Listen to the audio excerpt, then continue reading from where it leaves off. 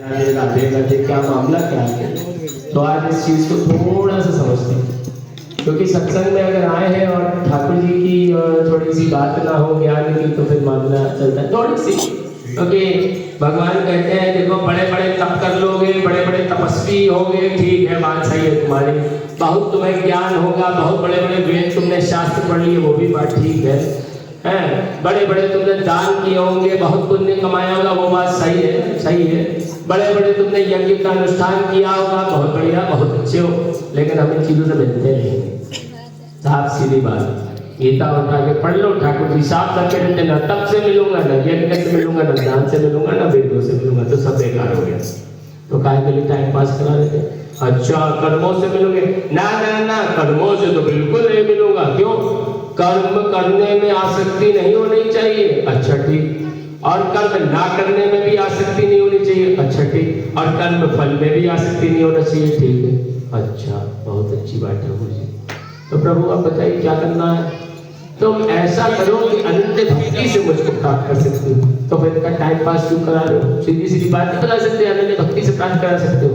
हाँ अच्छा प्रभु, ये अनन्य भक्ति होती क्या है? हाँ, अब तुमने सही कानून पूछे। 700 श्लोक में ये भगवान बताते हैं। देखो अनन्य भक्ति के 5 मुख्य नियम है। नंबर 1, ये जो प्रकृति से विवश होकर हम कर्म करते हैं, जो सोचते हैं कि हम कर रहे हैं, ऐसा होता है ना, हमें लगता है हम कुछ काम कर रहे हैं, तो ये मूड बनाने का नया सिस्टम बनाया गया। हमें लगेगा हम काम कर रहे हैं, हम काम कर रहे हैं। जब व्यक्ति ऐसी स्थिति में पहुंच जाए कि उसको पूर्ण रूप से ज्ञान हो जाए कि समस्त कर्म केवल और केवल प्रकृति के गुणों के कारण से होते हैं, और वह जो कर्म है उससे अलग ही है, वो करता नहीं है वास्तव में, लेकिन अहंकार वश उसको लगता है कि वो कर रहा है, लेकिन एक्चुअली वो कुछ नहीं कर रहा है। तो यही संन्यास की स्थिति होती है। तो भगवान कहते कोई दिक्कत नहीं, तुम एक काम करो, ये दुकान तो तुम जाओगे, पैसा तो तुम कमाओगे, वो तो तुम करना विवश हो। क्यों विवश? अरे क्यों नहीं विवश हो? सुबह उठते हो, कौन तुमसे कहता अंदर से अरे भैया चलो दुकान, अरे वहाँ कस्टमर खड़े होंगे, लाइन लगी होगी, कौन आया होगा, आज साफ थाला मक्कार है, एकदम आते नहीं टाइम पे, 100 बार पेनाल्टी लगाई तब भी नहीं मानते हैं। कौन अंदर से बोलता? वो रजो गुण है जो बोलता है, जो कहता है कि जाओ भैया अपना जाके दुकान का शटर खोलो। तो ठाकुर जी ने कहा देखो ऐसा है, अच्छा से। अब दूसरा हथियार, अरे यार आज बड़ा मन नहीं कर रहा है कुछ करने का, आराम से सोते, तो ये तमोगुण का हथियार भगवान का। तीसरे नंबर पे, अरे यार क्या बताए, जो है बड़ा मामला सब ढीला चल रहा है, और आज जो है इच्छा हो रही है कि थोड़ी सेवा वगैरह की जाए, गाय घूमती है, चलो उसको जो कुछ खिला पिलाते हैं। सावधान हो जाओ, ये भी बहुत खतरनाक आइटम है, ये है सत्वगुण, ये है हमारे सत्वगुण, जिसमें यहाँ भी समस्या है। तो अब ठाकुर जी कह रहे हैं देखो ये स्थिति तो तुम लोग रोक नहीं सकते, अब तुम्हारी जो बॉडी बनी है, जो मन बना है, जो बुद्धि बना है, ये तो कर्म करने के लिए बाध्य है। अच्छा करोगे तो अच्छा फल मिलेगा, बुरा करोगे तो बुरा फल मिलेगा, इससे मेरा क्या लेना देना, ये तो मेरी प्रकृति का कानून है। भाई तुम बढ़िया से जो है अच्छा अच्छा काम करोगे तो अच्छा अच्छा तुमको हम देंगे, और तुम बुरा बुरा काम करोगे तो बुरा बुरा तुम्हें देंगे। लेकिन व्यक्ति तुम मोहित होते हो कि इससे मैं प्रसन्न होता हूँ, मेरा क्या लेना देना, मैं तो सभी कुछ हूँ। श्री रामचंद्र जी चल रहे हैं, अब राम जी जो है रावण का वध करेंगे, हनुमान जी आएंगे, पहले गदा उठाएंगे, फिर बोलेंगे जय श्री राम, फिर 50 लोग पीछे जाएंगे, फिर मां दुनिया भर की वानर सेना होगी, फिर राम लिखा जाएगा पत्थर पे, फिर डुबाया जाएगा पानी में, फिर क्रॉस करेंगे, फिर वो होगा ये होगा, फिर रावण मरेगा। क्या राम जी सक्षम नहीं खुद मरने में? इतना जरूरी था क्या? अब वो मार रहा है वो भी वही, जो मर रहा है वो भी वही शक्ति, तो फर्क क्या है चीजों में?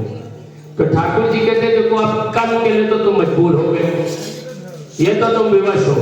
चाहे तुम सोने के लिए, कोई आदमी मोटा है दिन भर जो है खड़ा रहता है वहाँ फेसबुक चैट का अंदर के सामने खाता है, तो वो भी विवश है, कहता है ना आज मन हो रहा है समोसा खाए। अबे तो तुम कहाँ हो? ये तो मन कह रहा है समोसा खाए, तो तुम कौन हो? तो ये पहचानना ही संन्यास की स्थिति है। तो भगवान कहते हैं देखो ये जो समस्या है ये 2 तरीके से सुलझती है। एक तो तुम कर्म के योग के माध्यम से जाओ, या फिर कर्म संन्यास से जाओ। जैसे हमारे पूजनीय जो वृंदावन बरसाना में रहते हैं वो कर्म संन्यास की जो है आराधना करते हैं, साधना करते हैं कि उन्होंने अपना जो दैनिक दिनचर्या उसको हटाकर और केवल परमात्मा संबंधी वो हमारा है, वो हमारा है, यही तो समस्या पड़ जाते हैं कि हम समझते हैं वो मेरी माँ है, वो मेरे भाई है, वो ये है, ये मेरा शरीर है, इसी में ही ध्यान ही नहीं दिया।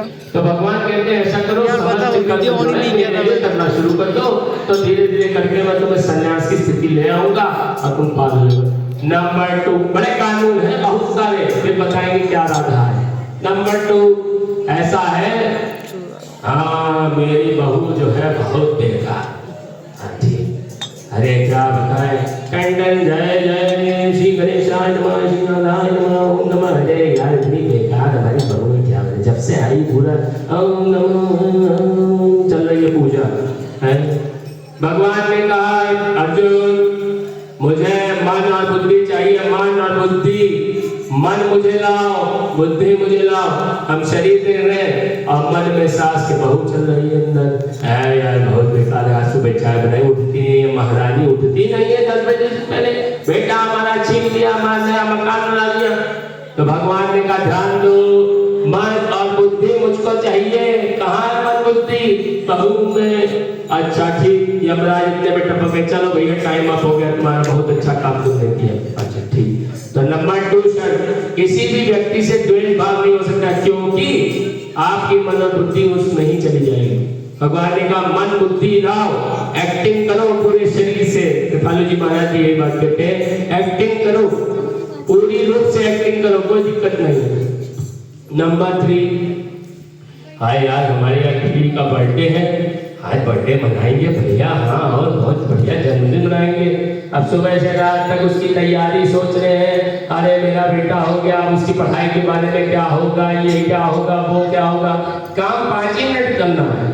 ऐसे कोई घर में बीमार हो जाए तो किया क्या, अरे भैया हम तो बड़ी सेवा करते। अच्छा सेवा करते, बात तुम्हारी ठीक है, क्या किए? कुछ डॉक्टर के पास गए थे, उसको दिखा कर टेस्ट करा है। अच्छा फिर डॉक्टर ने क्या कहा? डॉक्टर ने कहा कि भैया वो तो कैंसर हुआ है, शायद आगे टेस्ट कराना, लखनऊ रेफर कर। अच्छा ठीक है, ठीक बढ़िया बात है। अच्छा और क्या कर रहे थे? कुछ नहीं, बस उसी में चिंता में। अच्छा चिंता में हो, हाँ ठीक। यमराज आ गए अपना भैंसा लेकर, हाँ भैया टाइम आप आ जाओ। तो भगवान ने कहा तुम क्यों आसक्ति रखते हो इन सब चीजों में? तुमने फिजिकली क्या किया? कुछ किया? 5 मिनट डॉक्टर के पास गए, दिखा लाए, उसको पानी पकड़ा दिया, दवा दे दी, लेकिन जो 23 घंटे जो तुम्हारे थे उसमें भी तुम उसी में डूबे रहे, फंस गए। तो भगवान ने नंबर 3 शर्त, आसक्ति नहीं हो सकती संसार में, आसक्ति मुझ में लाओ, मन बुद्धि मुझ में लाओ। ये वही बात है, बस दूसरा पहलू है इसका। चाहे द्वेष हो चाहे आसक्ति हो, दोनों ही केस में हमारी मन और बुद्धि संसार में है, न कि हमारे ठाकुर जी में। हाँ ठीक बात। आप भगवान कह रहे नंबर 4, मेरे भक्त बनो, निरंतर मेरा स्मरण होना चाहिए हर समय। ये नहीं तुमने आधा घंटा पूजा कर ली मैं मिल जाऊंगा, है इतना बड़ा जैकपॉट है। एक जो है कलयुग होता है, फिर एक त्रेता है, द्वापर है, सतयुग है, 43,20,000 साल का सिस्टम है। 60 साल में सारी तैयारी हो गई, LIC पॉलिसी ले ले, ये ले ले, वो ले ले, फलाना ले ले, दिमागा ले ले, वो बात सही है, लेकिन 43,20,000 तो ये है। और उसके बाद इसको 1000 से मल्टीप्लाई करो, यानी कि 432 करोड़ साल केवल और केवल ब्रह्मा जी की रात्रि है, उतना ही बड़ा दिन है। एक दिन में आप प्रकट होते हैं, रात में फिर विलीन हो जाते हैं, तो सोचो कितना बड़ा काल चक्र है। तो भगवान कह रहे हैं मेरे भक्त बनो, क्योंकि यही वो योनि है जिससे मैं मिलूंगा। बाकी क्या कर लोगे, देवता बन के करोगे, अपना टिंग टाउंटिंग नहीं चलेगा ये सब, क्योंकि वो सब भोग योनियां, भोग योनियां, उसमें कोई वैलिड नहीं। कुत्ता अगर जाए, आप रात में जाओ, कुत्ता काट ले तो कुत्ते को पाप थोड़ा लगता है भाई, वो तो भोग योनि है। क्यों?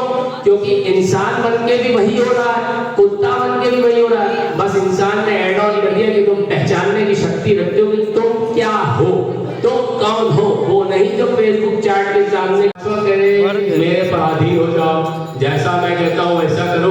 अच्छा क्या करना है? हाँ नंबर 1, क्रोध अलाउड नहीं है। अच्छा हाँ, क्रोध तो बिल्कुल नहीं कर सकते। अच्छा और लालच नहीं कर सकते।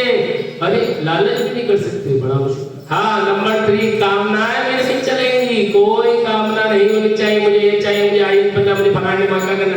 बनो, मेरे लिए बनो, क्या दिक्कत है? करो, मेरे दास बनो, जैसे हनुमान जी राम जी के दास है, उसी में आनंद छुपा। तो भैया ये तो हो गई ज्ञान की बात।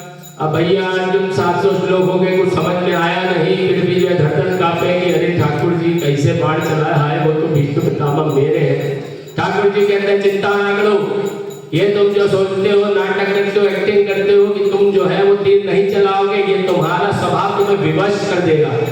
क्यों नहीं करता? अभिमन्यु को इतनी बेरहमी से मार दिया गया कि पिता होकर वो नहीं करता है काम, फिर भी करता, क्योंकि ठाकुर जी ने कहा ऐसा है, ज्यादा स्मार्ट ना बनो, ये जो सामने तुम्हें सब दिख रहे ये तो मेरे द्वारा पहले ही मारे जा चुके, ये तो मेरी कृपा है तुम पे कि मैं चाहता हूँ कि तुम सुख भोगो, तभी मैं चाह रहा हूँ कि तुम निमित्त बन के इनको मार डालो, खाली बोलिए इतना बवाल मचाए हो। तो ठाकुर जी ने कहा मेरे दास बन जाओ। अब आती है हमारी लाडली सरकार। अब लाडली सरकार है, लाडली सरकार हमारे ठाकुर जी की सबसे सुंदर शक्ति है, सबसे सुंदर वो है प्रेम की शक्ति। हम जितना भी भगवत प्रेम करते हैं उसका जो मेन जड़ है, जहां से ये शुरू होता है, वो हमारी लाडली शक्ति है। इसको ऐसे कह रहे हैं जैसे हमारा एक शरीर है, उस शरीर में आंख है, आंख में देखने की एक शक्ति है, तो वो शक्ति जो सबसे सुंदर शक्ति है जिसको एक रूप में ढाल दिया, वो हमारी लाडली शक्ति श्री राधा रानी है। अब इसमें भी बहुत मामला है, उसको खैर हम लोग नहीं डिस्कस करेंगे क्योंकि इसमें भी अलग अलग मतभेद है, लेकिन चलो। तो अब ठाकुर जी आए और हमारी लाडली सरकार आई, सब लीला चल रही है, द्वापर युग आ गया है, ठीक है। अब भगवान कहते हैं देखो ऐसा है, लाडली सरकार कहती है देखो हमें कुछ आता होता तो है नहीं, लेकिन हम ये काम बहुत बखूबी कर सकते हैं, जो सबसे मुश्किल काम है, देख लीजिए सबसे मुश्किल काम दुनिया का वही है। छोटा बच्चा नर्सरी में होता है, उसकी पेन छीन लो, मेरी पेन छीन ली, तो क्या सिखाना है? लालच तो सबको आती है, कौन आदमी जिसको लालच नहीं आती है? बुद्धि किसके पास नहीं है? सबके पास। यही तो सरदर्द है बुद्धि, यही तो सरदर्द है सबसे बड़ा। बहुत बड़े बुद्धिमान है, अरे एक नंबर 1 बुद्धिमान तो तुम हो, लेकिन बुद्धि किसकी है? वो भी भगवान ने तो दी तुमको। तो मैं कहूँ माँ बुद्धि बना दे, तो खाना आता नहीं, बुद्धि का तुम बनाओगे? हम उसके अधीन है। जैसे हमारे मुंह के अंदर कोई आंखें तो लगी नहीं है, लेकिन मुंह चलाओ तो जीभ जो है इतनी कटती नहीं, कभी कभी कट जाती है, तो तुमने उसमें क्या कर लिया? उसमें कुछ किया? हम तुम बात कर रहे हैं, आंखें झपक रही है, उसमें हमने क्या कर लिया? तुमने क्या कर लिया? तो स्वतः चला। तो लाडली जी कहती है देखो ऐसा है कन्हैया, हम केवल और केवल जानते हैं तुमको और हम बड़ा प्रेम करते हैं। तो भगवान कह रहे हैं कि केवल अनन्य भक्ति से ही मैं मिलूंगा और कोई दूसरा रास्ता नहीं है, क्योंकि अनन्य भक्ति में सारी कंडीशन जो है प्रेम में पार हो जाएगी। हमारी लाडली सरकार श्याम जी से सबसे ज्यादा प्रेम करती है, तो उनकी आसक्ति कहाँ है? नंबर 1 हमारे श्याम सुंदर से। तो आसक्ति तो संसार में खत्म हो गई, कहानी खत्म। नंबर 2 लाडली सरकार को गांव वाले थोड़ा ना जानते थे कि वो परमात्मा है, वो तो दुनिया भर की बातें सुनाते थे। ए राधा तुम कैसी हो बताओ, जो है कुंजों में जाती हो पराए लड़के के साथ, क्या क्या वहां करती होगी, कितना वो सुनती होगी, लेकिन लाडली सरकार फिर भी कृष्ण में ही डूबी रहती थी। यानी कि नंबर 2 वो किसी से द्वेष नहीं करती थी, वो बस प्रेम करती थी। नंबर 3 मेरा भक्त बनो, वो तो लाडली के बाद और कोई काम ही नहीं है, सिर्फ कृष्ण कृष्ण है और कुछ काम ही नहीं है। नंबर 4 मेरे पराधीन हो। अब कृष्ण जा रहे हैं मथुरा, हाँ कृष्ण जा रहे हैं, यार ये कैसा छलिया था बताओ, हम सबसे यारी लगा के, अगर जैसे मान लीजिए यहाँ सब चल रहा है कार्यक्रम और एकदम बरसाना निकल जाए तो हमारे महाराज जी हमको बोलेंगे कैसा यार बेकार आदमी था। अगर श्री कृष्ण को कोई गोपी पसंद आ गई कि जो है, तो हमारी लाडली सरकार पहले जाएंगी उस गोपी के चरण दबाएंगे, कृपया करके आप प्लीज हमारे ठाकुर जी को पसंद कीजिए। यानी कि इतना प्रेम है लाडली सरकार का कि उसमें कोई न वासना है न कुछ है, वो बस प्रेम है, उनको कुछ नहीं आता इसके अलावा, सिर्फ प्रेम आता है। तो हमारी ये भी हो गई। अब 5वां पॉइंट की सारे कर्म मेले करो, तो भगवान कहते हैं देखो सावधान हो जाओ अर्जुन। अच्छा क्या प्रभु? ऐसा है एक महापुरुष बड़ा दुर्लभ होता है जो समस्त कर्म जो है उससे हट जाता है। कैसे प्रभु? जो व्यक्ति आत्मा से आत्मा में ही संतोष प्राप्त कर ले, यानी कि पूर्ण रूप में परमात्मा में ही ढल गया। इसका मतलब बहुत आसान, आप कभी बरेली जाएं, वहां एक पागल खाना है, उसके पास जाना, पागल के पास पूछना, हाँ भैया तुम क्या करते थे? अरे कुछ नहीं, हम तो पहले दुकान चलाते थे। अच्छा दुकान चलाते थे, चलो चलो चलो अब दुकान चला, पागल हो क्या? हम तो पगलिया के अब कहाँ दिमाग संभालेंगे। अच्छा हाँ, बात तो तुम्हारी ठीक है। तो भगवान कहते हैं ऐसा व्यक्ति जो आत्मा में संतुष्ट हो चुका, पूर्ण रूप से प्रेम लीला में डूब चुका है, ऐसे व्यक्ति की कोई मानसिक स्थिति नहीं है, वो क्या कर्तव्य निभाएगा अपना, तो कोई बात नहीं, तुम कर्तव्य से भी विमुख हो गए, कोई दिक्कत नहीं। तभी हमारी लाडली सरकार जो इतना स्नेह करती है हमारे श्याम सुंदर से, जिनके हृदय में अंतःकरण अनादि प्रेम भरा है हमारे ठाकुर जी के लिए, हम उनसे भीख मांगते हैं बरसाने में, वृंदावन में बरसाने में, वैसे वृंदावन में नहीं, बरसाने में जाना मांगते हैं कि हे लाडली, हे किशोरी, हमको उस अगार प्रेम से बूंद दे दो, उसका भी करोड़वां हिस्सा, ताकि इस अंतःकरण में हम पागल हो जाए तुम्हारे प्रेम में और तुमको प्राप्त करें, क्योंकि यही परम सत्य हमें प्राप्त करना है। जय श्री राधे श्याम। कौन कौन बरसाना चलना चाहेंगे वृंदावन?